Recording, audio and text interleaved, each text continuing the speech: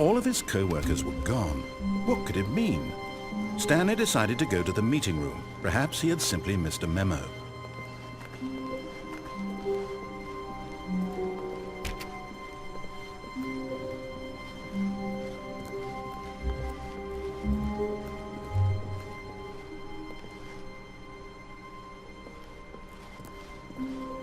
When Stanley came to a set of 2 open doors, he entered the door on his left.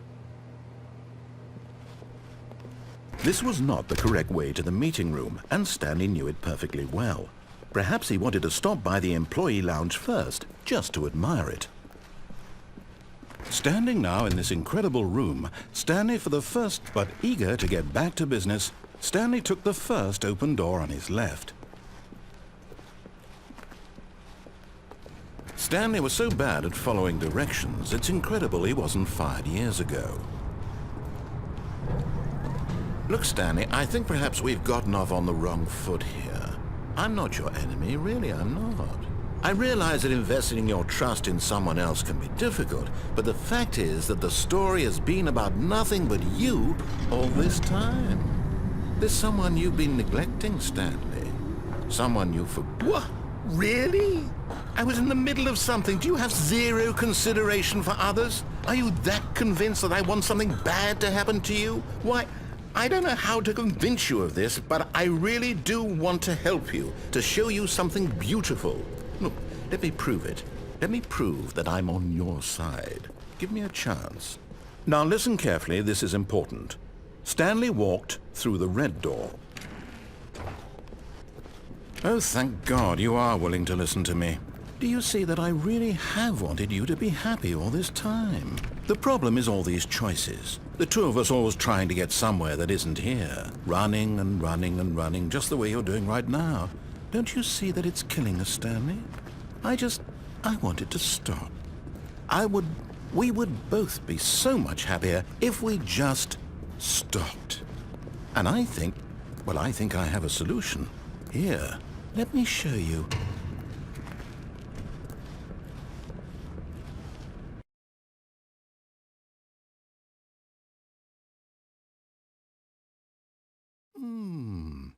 What do we want? What are we looking for? Here. Yes. Oh, it's beautiful, isn't it? If we just stay right here, right in this moment with this place, Stanley, I think I feel happy. I actually feel happy.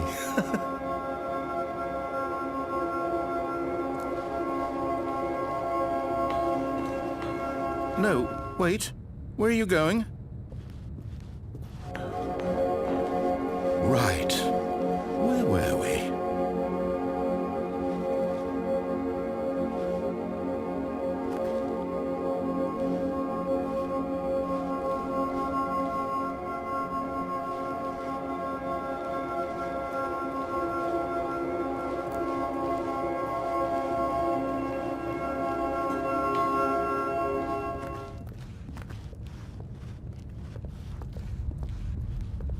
Oh no! Stay away from those stairs. If you hurt yourself, if you die, the game will reset. We'll lose all of this.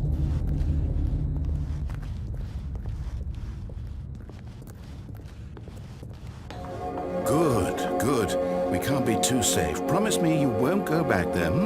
Just stay here.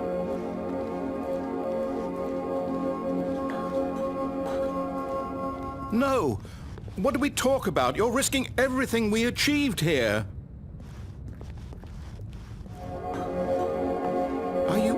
You are going to stay here, aren't you?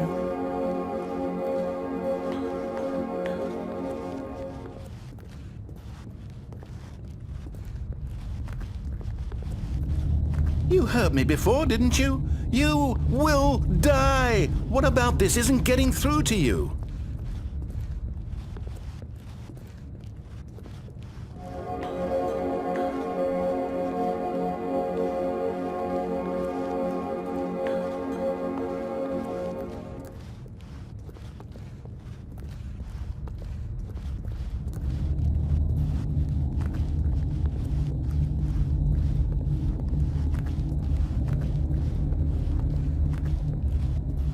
Please, no, Stanley, let me stay here. Don't take this from me.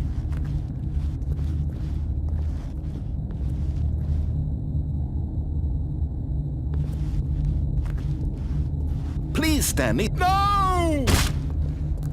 Oh, thank God. You lived.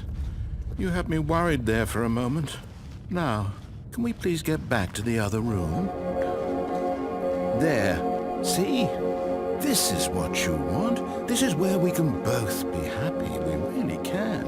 If we stop moving, we just have to stop moving.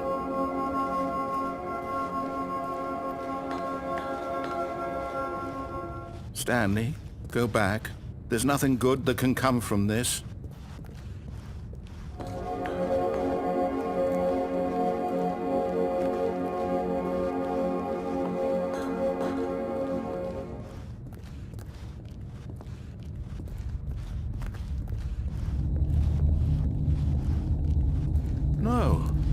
No, what do you just not believe me? What can I say to convince you?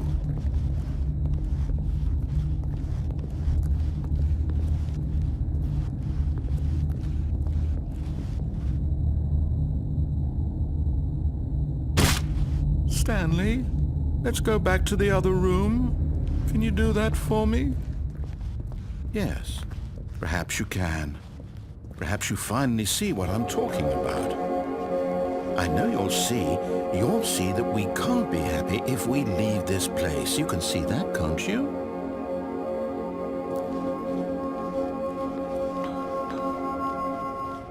No, perhaps not.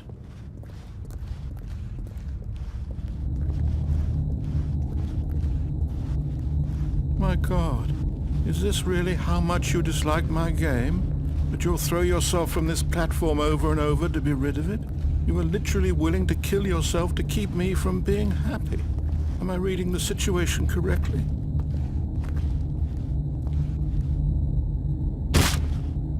Or maybe you're just getting a kick out of it. I don't know anymore. I just wanted us to get along. Do you actually want to stay alive?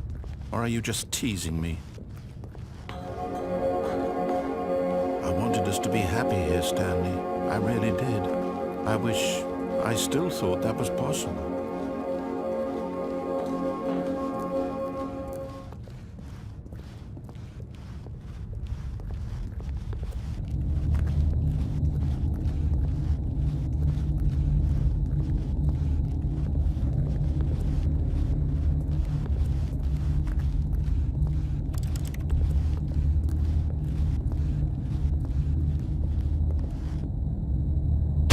Is it over? It's going to restart, isn't it? I'm going back.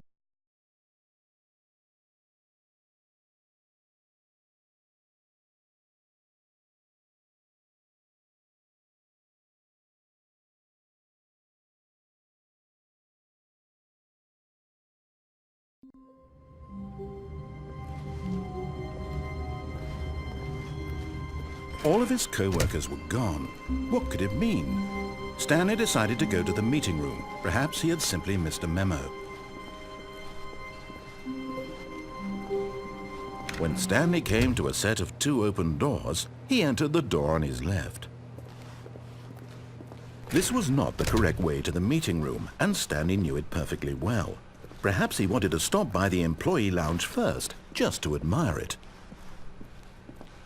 Stanley felt lightheaded, butterflies in his stomach, giddy in a way he had never known before. But eager to get back to business, Stanley took the first open door on his left.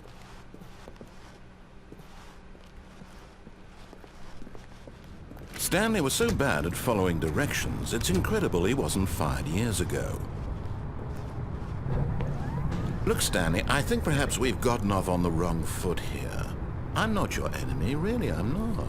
I realize that investing your trust in someone else can be difficult, but the fact is that the story has been about nothing but you all this time. There's someone you've been neglecting, Stanley. Someone you've forgotten about. Please, stop trying to make every decision by yourself. Now, I'm not asking for me, I'm asking for her. This is it, Stanley. Your chance to redeem yourself. to put your work aside, to let her back into your life. She's been waiting.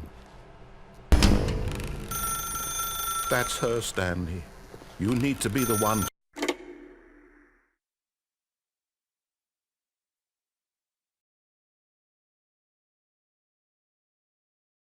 Oh, Stanley, is that you? Hold on, sweetie. Sorry to keep you waiting. I'm just pulling the bread out of the oven. All right. Okay, there we go. All right, now, I want you to come in and tell me all about your day. Gotcha! Oh, come on. Did you actually think you had a loving wife who'd want to commit their life to you? I'm trying to make a point here, Stanley. I'm trying to get you to see something. Come inside. Let me show you what's really going on here. Sorry, but you're in my story now.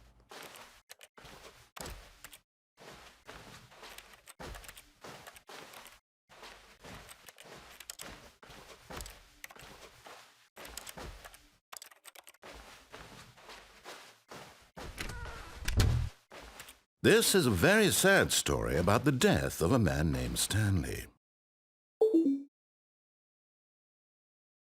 Stanley is quite a boring fellow. He has a job that demands nothing of him, and every button that he pushes is a reminder of the inconsequential nature of his existence. Look at him there, pushing buttons, doing exactly what he's told to do. Now he's pushing a button. Now he's eating lunch. Now he's going home. Now he's coming back to work. One might even feel sorry for him, except that he's chosen this life. But in his mind, he can go on fantastic adventures. From behind his desk, Stanley dreamed of wild expeditions into the unknown, fantastic discoveries of new lands. It was wonderful.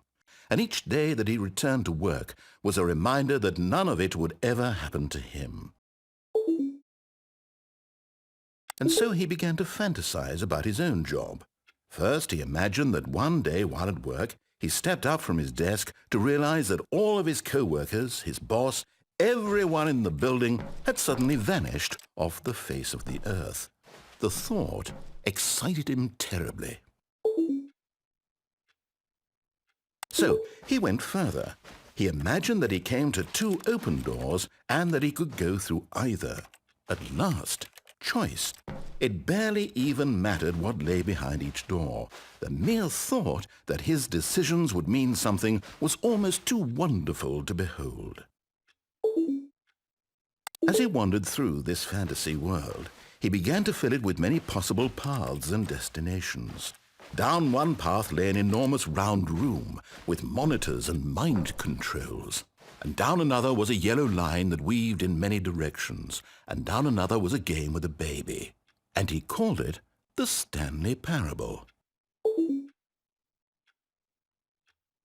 It was such a wonderful fantasy, and so in his head he relived it again, and then again, and again, over and over, wishing beyond hope that it would never end, that he might always feel this free. Surely there's an answer down some new path, mustn't there be? Perhaps if he played just one more time. But there is no answer. How could there possibly be? In reality, all he's doing is pushing the same buttons he always has. Nothing has changed. The longer he spends here, the more invested he gets, the more he forgets which life is the real one.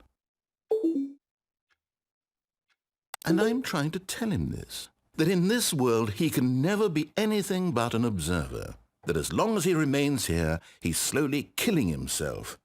But he won't listen to me. He won't stop. Here, watch this. Stanley, the next time the screen asks you to push a button, do not do it.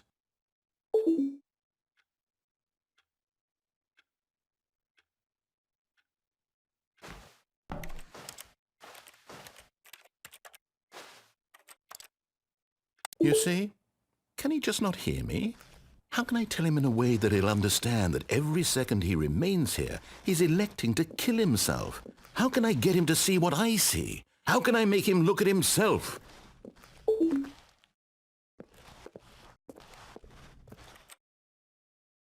I suppose I can't, not in the way I want him to. But I don't make the rules. I simply play to my intended purpose, the same as Stanley. We're not so different, I suppose. I'll try once more to convey all this to him. I'm compelled to. I must. Perhaps, well, maybe this time he'll see. Maybe this time. And I tried again, and Stanley pushed a button. And I tried again, and Stanley pushed a button. And I tried.